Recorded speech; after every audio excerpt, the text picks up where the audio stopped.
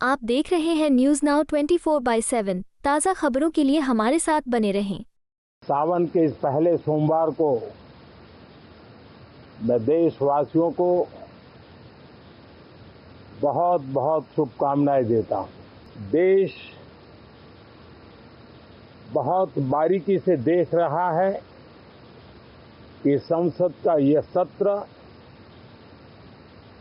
सकारात्मक हो, सृजनात्मक हो और देशवासियों के सपनों को सिद्ध करने के लिए एक मजबूत नींव रखने वाला हो। ये अत्यंत गर्व का विषय है कि करीब 60 साल के बाद कोई सरकार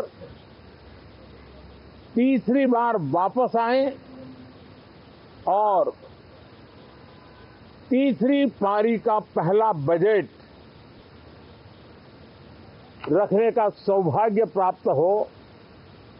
ये भारत के लोकतंत्र की गौरव यात्रा की अत्यंत गरिमापूर्ण घटना के रूप में देश इसे देख रहा है। ये बजट अमृतकाल का एक महत्वपूर्ण बजट है। चुने हुए सभी सांसदों का कर्तव्य है, सभी राजनीतिक दलों की विशेष जिम्मेवारी है कि हमने दल के लिए जितनी लड़ाई लड़नी थी लड़ ली। अब आने वाले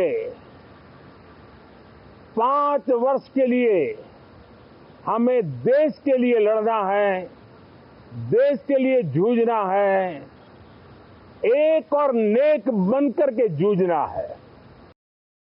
पीएम नरेंद्र मोदी ने कहा, आज सावन का पहला सोमवार है। इस शुभ दिन पर एक महत्वपूर्ण सत्र शुरू हो रहा है। मैं देशवासियों को सावन के पहले सोमवार की शुभकामनाएं देता हूं। आज संसद का मॉनसून सत्र शुरू हो रहा है। आज पूरा देश इस पर विचार कर रहा है कि यह एक सकारात्मक सत्र होना चाहिए। ये गर्व की बात है कि 60 साल बाद कोई सरकार तीसरी बार सत्ता में आई है और तीसरी बार पहला बजट पेश करेगी। मैं देश की जनता को गारंटी देता रहा हूं और हमारा मिशन है इसे जमीन पर लाओ। ये बजट अमृतकाल के लिए महत्वपूर्ण बजट है। आज का बजट हमारे कार्यकाल के अगले 5 वर्षों की दिशा तय करेगा। ये बजट हमारे विकसित भारत के सपने का भी मजबूत आधार बनेगा। उन्होंने कहा, आपने देखा होगा कि संसद के पहले सत्र में जिस सरकार को देश के 140 करोड़ लोगों ने बहुमत से चुना है, उसकी आवाज को दबाने की कोशिश की गई। 2.5 घंटे तक प्रधानमंत्री की आवाज को दबाने की कोशिश की गई। देश की जनता ने हमें पार्टी के लिए नहीं, देश के लिए भेजा है। ये संसद देश के लिए है, पार्टी के लिए नहीं। ये प्रत्येक नागरिक के लिए बहुत गर्व की बात है कि भारत बड़ी अर्थव्यवस्था वाले देशों में सबसे तेजी से बढ़ने वाला देश है। पिछले 3 वर्षों में हम लगातार 8% की वृद्धि के साथ आगे बढ़ रहे हैं। नमस्ते साथियों, आज सावन का पहला सोमवार है। इस पवित्र दिवस पर एक महत्वपूर्ण सत्र का प्रारंभ हो रहा है और सावन के इस पहले सोमवार को मैं देशवासियों को बहुत बहुत शुभकामनाएं देता हूं। आज संसद का मानसून सत्र का भी आरंभ हो रहा है। देश बहुत बारीकी से देख रहा है कि संसद का यह सत्र सकारात्मक हो, सृजनात्मक हो और देशवासियों के सपनों को सिद्ध करने के लिए एक मजबूत नींव रखने वाला हो।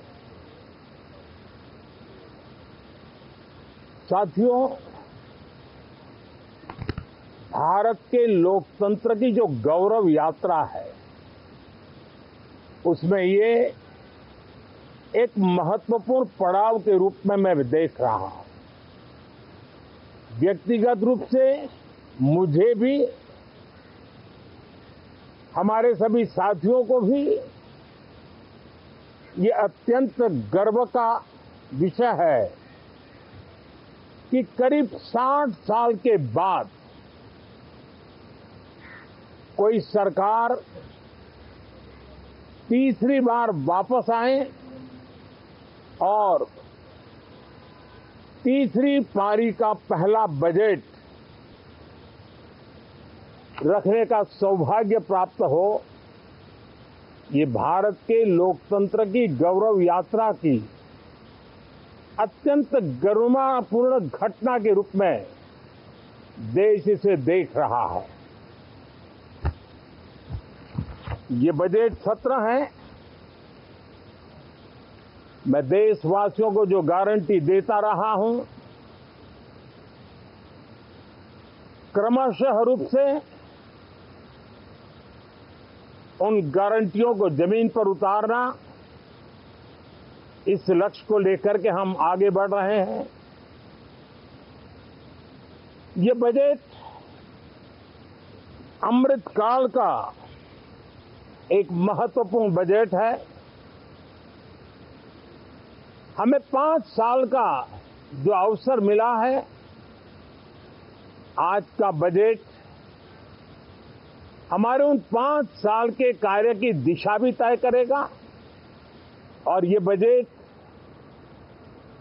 2047 जब आजादी के 100 साल होंगे, तब विकसित भारत का जो हमारा सपना है, उस सपने को पूरा करने की मजबूत नींव वाला बजट लेकर के हम कल देश के सामने आएंगे।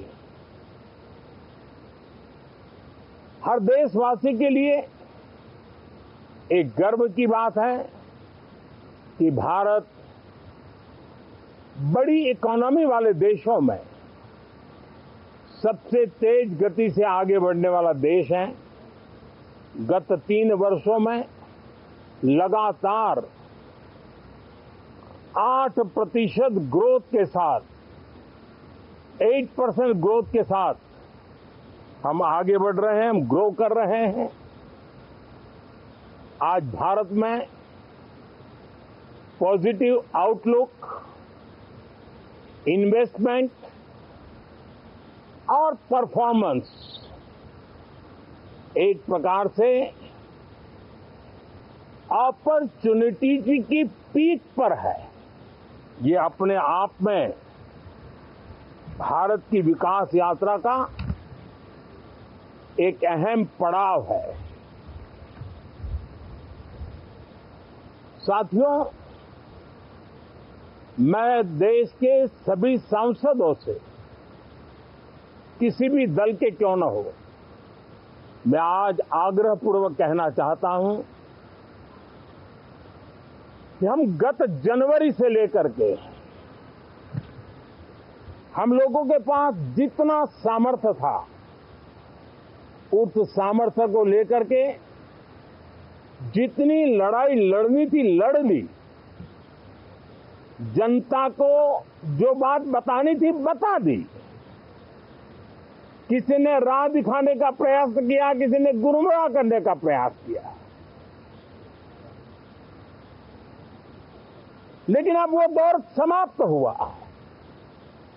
देशवासियों ने अपना निर्णय दे दिया। अब चुने हुए सभी सांसदों का कर्तव्य है, सभी राजनीतिक दलों की विशेष जिम्मेवारी है कि हमने दल के लिए जितनी लड़ाई लड़नी थी लड़ ली। अब आने वाले 5 वर्ष के लिए हमें देश के लिए लड़ना है, देश के लिए जूझना है। एक और नेक बनकर के जूझना है। मैं सभी राजनीतिक दलों से भी कहूंगा कि आइए हम आने वाले 4 साढ़े 4 साल दल से ऊपर उठ करके सिर्फ और सिर्फ देश को समर्पित होकर के संसद के इस गरिमापूर्ण मंच का हम उपयोग करें। जनवरी 29 जब चुनाव का वर्ष होगा, आप उसके बाद जाइए मैदान में, सदन का भी उपयोग करना है कर लीजिए। वो 6 महीने जो खेल खेलने खेल लीजिए, लेकिन तब तक सिर्फ और सिर्फ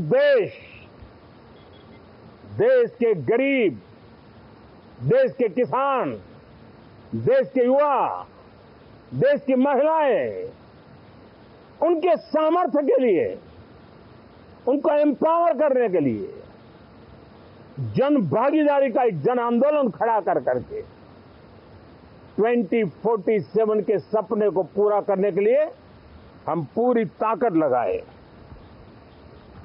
मुझे आज बहुत दुख के साथ कहना है कि 2014 के बाद कोई सांसद 5 साल के लिए आए, कुछ सांसदों को 10 साल के लिए मौका मिला, लेकिन बहुत से सांसद ऐसे थे जिनको अपने क्षेत्र की बात करने का अवसर नहीं मिला, अपने विचारों से संसद को समृद्ध करने का अवसर नहीं मिला, क्योंकि कुछ दलों की नकारात्मक राजनीति ने देश के संसद के महत्वपूर्ण समय को एक प्रकार से अपनी राजनीतिक विफलताओं को ढांकने के लिए दुरुपयोग किया है। मैं सभी दलों से आग्रहपूर्वक कहता हूं कि कम से कम जो पहली बार सदन में आए हैं, ऐसे बहुत बड़ी संख्या में हमारे माननीय सांसद हैं और सभी दल में है, उनको अवसर दीजिए, चर्चा में उनके विचारों को प्रकट करने का मौका दीजिए, ज्यादा से ज्यादा लोगों को आगे आने का अवसर दीजिए। और आपने देखा होगा कि पार्लियामेंट के नए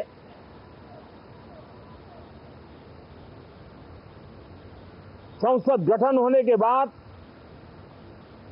जो पहला सत्र था,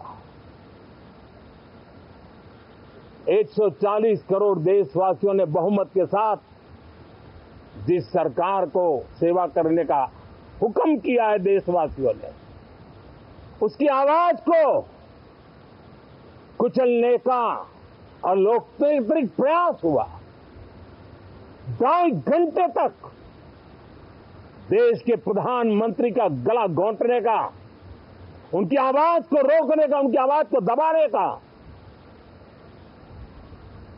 लोकतांत्रिक परंपराओं में कोई स्थान नहीं हो सकता है और इसका कोई पश्चाताप तक नहीं है, दिल में दर्द तक नहीं है। मैं आज आग्रहपूर्वक कहना चाहता हूं,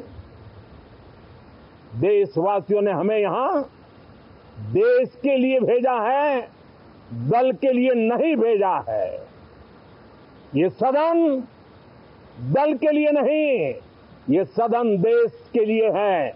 ये सदन सांसदों तक की सीमा तक नहीं है, 140 करोड़ देशवासियों की एक विराट सीमा करके ये लिए है।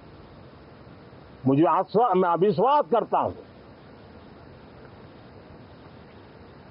कि हमारे सभी माननीय सांसद पूरी तैयारी के साथ चर्चा को समृद्ध करेंगे। कितने ही विरुद्ध विचार होंगे, विरुद्ध विचार बुरे नहीं होते हैं, नकारात्मक विचार बुरे होते हैं। जहां सोचने की सीमाएं समाप्त हो जाती है, देश को नकारात्मकता की जरूरत नहीं है। देश को